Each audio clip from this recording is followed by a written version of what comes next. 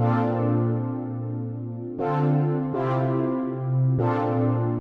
guys, welcome to my next coding vlog, and today let's see what's the challenge for us. And I have few things to talk about, but I will talk it after my coding walkthrough and coding session.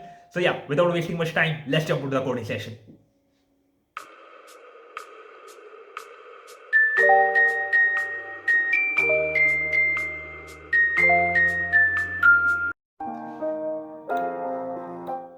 Hi guys, I'm back from my coding session, and today's question was with the easy tag. Question name is that you have to add binary numbers. So quite an easy one, that given two binary numbers in the form of string, you have to add them and give it to you. So not much to discuss, though I took quite a time. I was not sure that how to explain explain you all. Was trying to come up with some representation logic. Maybe in the future I'm going to add the screen share where I can draw and explain the items as well. But for now I'm trying to explain it through code only. So yeah, you can have two approaches: convert the binary numbers which have been given to you in the form of integer, but it can be very big, so that will create a problem. And then, but what is my idea is that one idea is that you can convert your binary numbers to decimal, add those numbers and convert that decimal number into binary and return it. Obviously not a good solution. Generally the solutions which interviewers are looking for is the one where you iterate over both the strings, starting from the end of the string or starting from the starting of the string. It depends, because in either case, in one case you need to reverse your answer, otherwise you don't need to reverse your answer, and you will need to maintain a carry. So if it is one, you do the summation, and if the summation is greater than 3, then because there are only 3 possibilities in which the sum can occur when you are doing the addition of binary numbers, that is 0, 1, 2 and 3, like 4 possibilities. But what will happen with 3 is that you need to do 3 modulus 2, because you need to keep your answer in the binary. So again, there are only 3 numbers possible: 0, 1, 2, and you revolve around it. So iterating over all the string, if your alphabets are, if your current alphabet is 0 and the next alphabet is as well 0, then you do the addition of 0. 0 modulus 2 is 0, add 0 to the string. There is no carry in this case. 1, if you have 1, then you add both the number, and both the letters are 1, let's say, then 1 plus 1, that will become 2.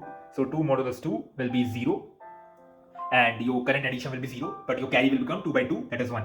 So now again you run the loop and you do the addition again. So let's say now you have this case where first number is 1, second number is as well 1, and the third number which you got, that is also that carry, the initial carry which you had from the previous one, that is also 1. So you got 3.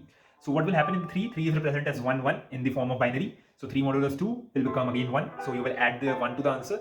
Then what will become your the carry? The new carry will be 3 by 2. That is again 1. So in this way, your loop will continue till you reach the starting point of the list. If you are starting point of the string, if you are starting from the end of the array, and if you are starting from the starting array, then you have to reach the end of the array. So in this case, your answer will get probably accepted. So yeah, we will discuss about it in the coding walkthrough, but I guess this is a simple one, not much to discuss in this. Yeah. So I guess today's question is: add binary, given two strings in the form of binary numbers, 1 and zeros, you have to add them. So the concept is a bit simple, that I will be starting from the end of both the arrays, moving to the front, that is to the 0th index, and we will keep them adding. And if there is any carry, we will collect that carry with us in the carry variable. And we know that addition will lead to only 3 states: 0, 1, 2, and we can know the what answer need to be appended by doing the modulus of 2, and what is in the carry, that is divided by 2. There was one mistake, so after fixing that mistake, actually I needed to do the add the debug statement. Once I added that debug statement, my question was looking fine to me. So I was having the mistake where -1 was not given to the m, and once I did that, it was working fine.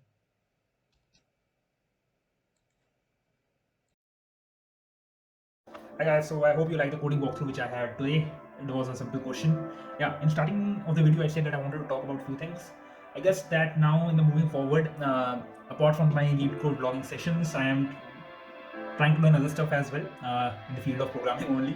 I wanted to go through my basics of design and design patterns and the LLD topics.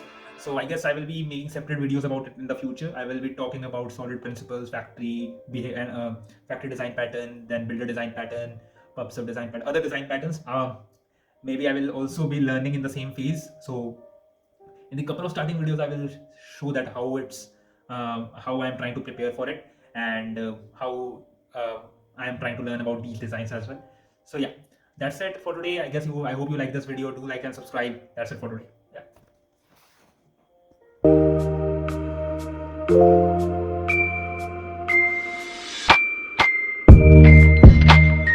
Yeah.